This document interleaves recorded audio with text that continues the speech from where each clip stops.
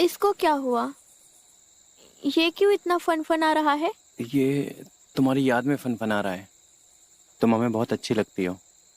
नमस्कार दोस्तों, स्टोरी की शुरुआत होती है तीन भाइयों से। सबसे बड़ा सुरेश, मंझला रोहित और सबसे छोटा मानव। सुरेश की पत्नी अब इस दुनिया में नहीं रही और रोहित की अभी अभी रोशनी से शादी हुई है। मानव की संगनी सरला है जो उन्हीं के साथ रहती है। आगे की कहानी काफ़ी दिलचस्प होने वाली है, तो वीडियो को अंत तक जरूर देखें। तीनों भाइयों मिलकर खेती करते हैं और रात को खेती की रखवाली भी साथ में करते हैं। लेकिन आज रोहित की शादी की वजह से पहरेदारी करने खेत पर नहीं जा पाता है। मानव भी आज नहीं जाता है। रोहित नई नवेली दुल्हन रोशनी को घर ले आता है। मानव उसे दूध देकर कुश्ती करने भेज देता है।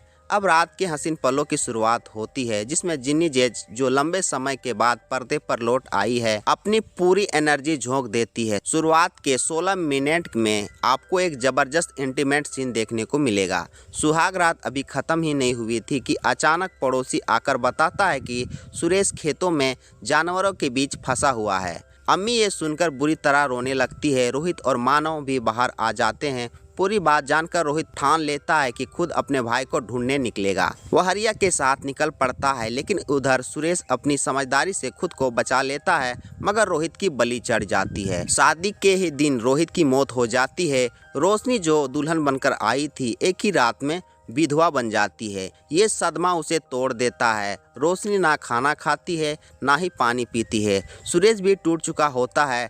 पूरे घर में मातम का माहौल होता है। मानव ये सब देखकर सरला को लेकर बाहर निकल जाता है ताकि कुछ पल लाकर कम से कम किसी को मन बहलाया जा सके। लेकिन बाहर खेतों में इन दोनों के बीच मोहब्बत की चिंगारी भड़क जाती है। इधर रोशनी जो सुरेश को चुपचाप देखती है, उसके पास जूस लेकर जाती है, लेकिन गलती से पूरा जूस उसके सीने में गिर जाता है। सुरेश के मन में भावनाओं का तूफान उठता है, कहीं कुछ गलत ना हो जाए। अगर होता भी है तो दर्शकों के लिए मज़े दोगुना हो जाएंगे।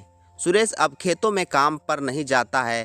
पैसे की तंगी शुरू हो जाती है। ऐसे में मानव जिम्मेदार समझता है और खेत में काम करने निकल जाता है। उसे खाना पहुंचाने सरला आती है, लेकिन भूख मिटने की शुरुआत खाने से नहीं किसी और जरूरत से होती है। खेत के झोपड़े में दोनों एक लंबा हॉट सीन शुरू होता है, जिसमें सारिका नाम की बोल्ड हीरोइन नजर आती है, जो हर वेब सीरीज में आजकल अपना जलवा बिखेर रही है।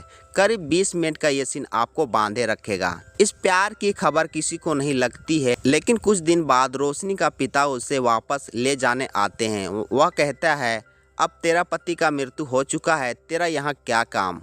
पर रोशनी उसे साफ मना करती है, मैं विवाह कर इस घर में आई हूँ, अब यही मेरा घर है, चाहे जैसा भी हालत हो।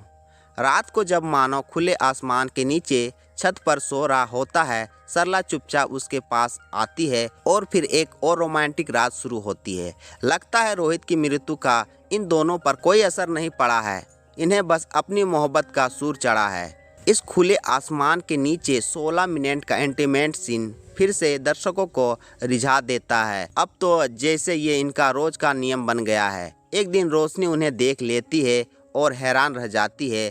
अगले दिन वह सरला से पूछती है, ये क्या कर रही हो? सरला जवाब देती है, मैं मानव से सच्चा प्यार करती हूँ और उससे शादी भी करना चाहती हूँ। रोशनी उसे समझाती है कि शादी से पहले ये सब करना ठीक नहीं है, लेकिन फिर सोचती है, क्या शादी के बाद मुझे सुख मिला? शायद सरला सही कर रही है।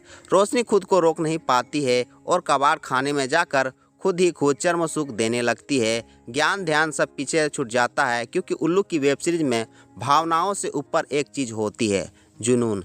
कहानी के अंत में जिनी जेज का स्पेशल सीन देखने को मिलता है, जो 15 मिनट का तूफानी क्लाइमैक्स है। यकीन मानिए, ये सीन देखकर आपका पैसा वसूल हो जाएगा। तो दोस्तों, यहीं पर पार्ट 1 खत्म हो जाता है। पार्ट 2 में देखना ये होगा, रोशनी की भावनाएं किसी को समझ आती है या फिर वो अकेले ही इस दर्द से जूझती रहती है। स्टोरी अच्छी लगी हो तो वीडियो को लाइक करें, और अगर आप चैनल पर पहली बार आए हैं तो चैनल को भी सब्सक्राइब करके बेल आइकन को भी ऑल पर जरूर से सेट कर लें, ताकि आने वाली वेब सीरीज की अपडेट सबसे पहले आपको मिले। धन्यवाद।